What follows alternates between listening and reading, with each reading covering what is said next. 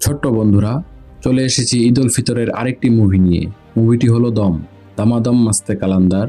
दमादम मस्त कलंदर दमादम मस्त कलंदर নাকি এটা দীপিকা পাড়ুকোনের দম মারো দম, নাকি কেকা ফেরদৌসির আলুর দম বিরিয়ানি। কেকা ফেরদৌসি রান্না করব যে আলুর দম বিরিয়ানি। যাই হোক, এটা এইগুলা কিছুই না। এটা হইলো আমাদের সবার প্রিয় নিশু ভাইয়ের দম মুভি। মনে রাখো, মনে রাখেন, মানে ভুলে যায় না সবাই। যেইখানে তালিবানি একটি আজম বাহিনী ঘুরে বেড়ায় আর যেই সকল মানুষদের মুসলমানই হয় নাই তাদের ধরে ধরে মুসলমানি করায়। এইদিকে নিশু ভাই ইতালি যাওয়ার সময় তালাল নামক ভদ্র মহিলার ছেলের খপ্পরে পড়ে পৌঁছে যায় তালেবানিদের হাতে। I fuck your Bangladesh passport. I am Italian passport daddy.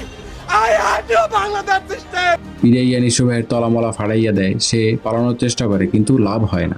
শেষমেশ তালেবানি আজম বাহিনী নিশু ভাইকে আবার ধরে আনে এবং ভবের পিরান পিরাইয়া একটা গাধার পিঠে চড়াইয়া আড়াই ঘোরান দিয়া আজমের কাছে নিয়ে আসে। আজম নানায় নিশু ভাইকে পুনরায় মুসলমানি করায়। খুশিতে নিশু ভাইয়ের চোখে পানি চলে আসে।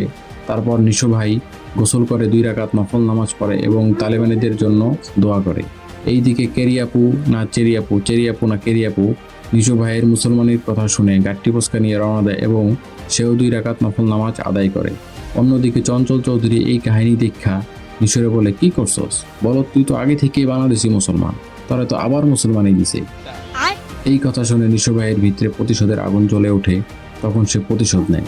আর নিশু ভাই কি প্রতিশোধ নেয় সেটা দেখার জন্যই আমাদের এই দম মুভিটি দেখতে হবে।